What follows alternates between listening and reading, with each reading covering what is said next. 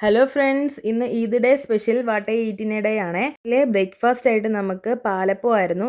പാലപ്പം ഞാൻ രണ്ട് തരത്തിലുണ്ടാക്കി കേട്ടോ, വട്ടത്തിലുള്ളതും സാധാ പാലപ്പത്തിൻ്റെ രീതിയിലുള്ളതും. പാലപ്പം, ബീഫ് കറി, പിന്നെ തേങ്ങാപ്പാൽ, ചായ, അങ്ങനെ സൂപ്പറായിട്ട് നമ്മുടെ വീട്ടിൽ വെച്ചായിരുന്നു കേട്ടോ നമ്മൾ രാവിലത്തെ ഫുഡ് കഴിച്ചിട്ടുണ്ടായിരുന്നത്. അത് കഴിഞ്ഞ് ഉച്ചയായപ്പോഴത്തേക്കും ഇക്കയുടെ വീട്ടിലേക്ക് പോയി. അവിടെ നല്ല ബീഫ് ബിരിയാണി, പപ്പടം, പിന്നെ നമ്മുടെ ചിക്കൻ വറുത്തത്, പൈനാപ്പിൾ, അങ്ങനെ സൂപ്പർ ഫുഡായിരുന്നു. അത്യാവശ്യം നല്ല ഫില്ലിംഗ് ആയിരുന്നു കേട്ടോ നമ്മൾ അവിടെ നിന്ന് പോരുമ്പം തന്നെ. പിന്നെ ഡെസേർട്ടായിട്ട് ചോക്കോ ബാറും പിസ്ത ബാറും ഉണ്ടായിരുന്നേ.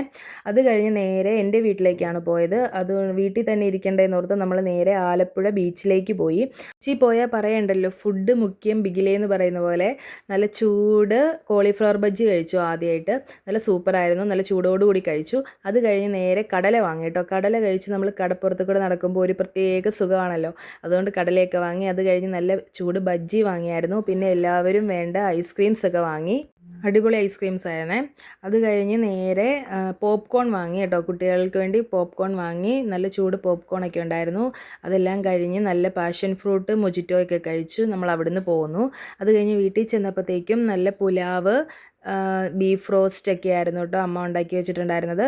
അത് അവിടെ ചെന്നപ്പോൾ തന്നെ നമ്മുടെ വയറ് ഫില്ലായിട്ടുണ്ടായിരുന്നു. വയറ്റിലൊരു തരി പോലും സ്ഥലമില്ലായിരുന്നു. ഇതിൽ കാണിച്ചിരിക്കുന്ന അത്രയും ഫുഡ് എടുത്തിട്ട് ഞങ്ങൾ എല്ലാവരും കൂടി ഓരോ കഴിച്ചങ്ങ് നിർത്തി കേട്ടോ.